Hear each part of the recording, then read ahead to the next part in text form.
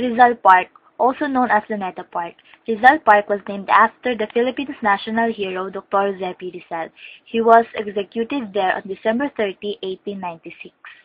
Rizal Park is located at the heart of Manila, along Manila Bay, where the historical World War II took place. The bronze and granite Rizal Monument is among the most famous cultural landmarks in the country, and underneath these monuments are the remains of our national hero. Restricted area siya, bawal na pumasok. May mga nagbabantay pero bawal naman gumalaw. Ayan, pictures, enjoy the pictures!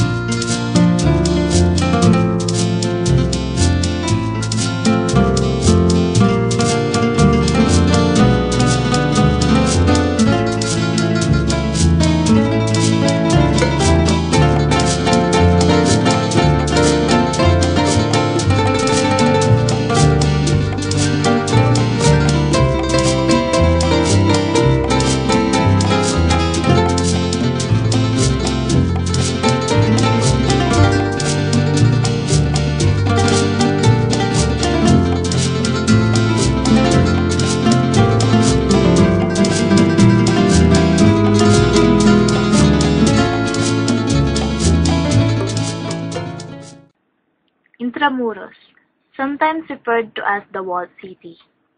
Intramuros is the oldest district and core of Manila. Its name in Latin literally means within the walls.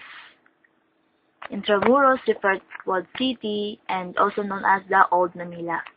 Before the Spanish colonization, Intramuros was called Manila itself. Kakasabi ko lang, di ba? It was a large Malayan Islamic settlement named Maynilad, ruled by three chieftains, Raja Matanda, Lacandula, and lastly, Raja Sulaiman. Anyway, Fort Santiago. A citadel built by the Spanish conquistador Miguel Lopez de Legazpi for a newly established city of Manila. It was named after Saint James the Great Santiago, the patron saint of Spain before the Spanish occupation. It was a resettlement of Raja Sulaiman, a Muslim Filipino. It is also the place where you will see the museum that showcases a replica of Jose Rizal's prison cell. Grabe, nakakatakot siya sa loob, ang dilim. Tapos parang alive na alive yung loob niya. Promise.